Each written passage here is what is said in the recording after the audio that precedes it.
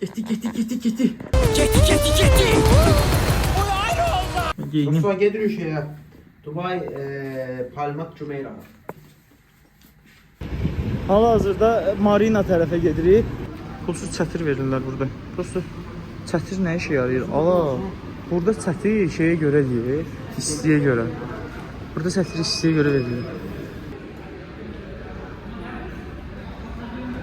Gəlmişik dostlar, avtobus stansiyasındayıq. Bus station. Arif limon suyu içir. Lemon juice. Lemon juice. Hələ Arif bura, baba, hər Arif özünə Arif sırası, Arif işləyir, Arif böyüyür, Arif sana var. Nasıl ana? Məzəlindən sonra, bura Rolls Royce. Kulinan ha.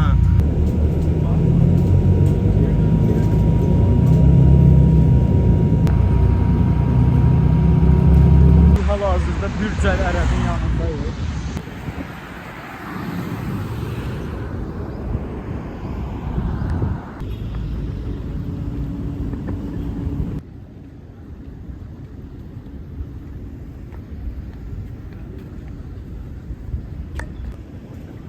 Можно на вертолете, да. Поэтому на крыше построили вертолетную площадку. В 2005 году она стала...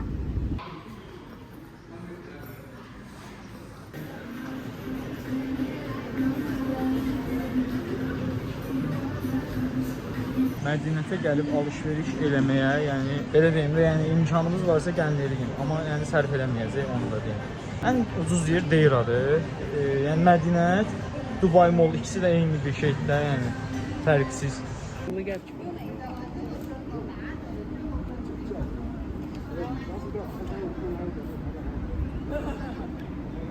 Əgər ölkə xaricinə çıxacaqsınızsa, mütləq şəkildə yanınızda bir ədəd Arif götürün.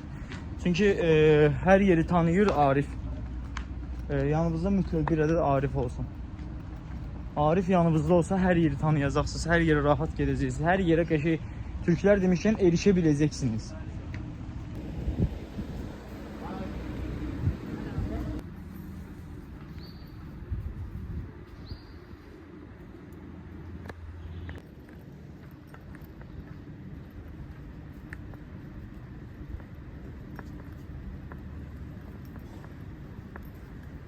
Gələndə buraya gəlin dostlar.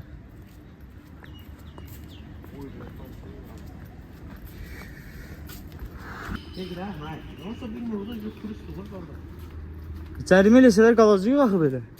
Buradan çıxılır bax. Ara eləmə. Yox, robot telefonu. Oxşuyur ha. Aa söndür onu da bilməsin. Ha, nəyi biləcək? Ana kamerayı da çəkirsən.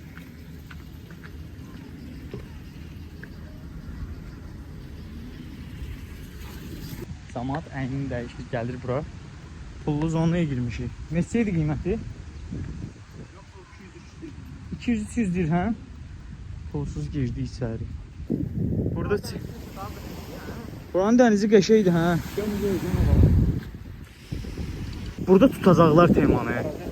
Vallahi heç kim yox deyə, bizdən başqa heç kim yoxdur bu boyda sahildə. Azərbaycan dilində də danışırıq, yanımızda da işçilər var. Normalda yəni elə bilirlər ki, yəni çox rahat hərəkət edirik. Ona görə elə bilirlər ki, yəni pulu verib yəni keçmiş idi içəri. Hə? Ala səviyyə yer deyə prosta bizi buradan deport eləyəcəklər.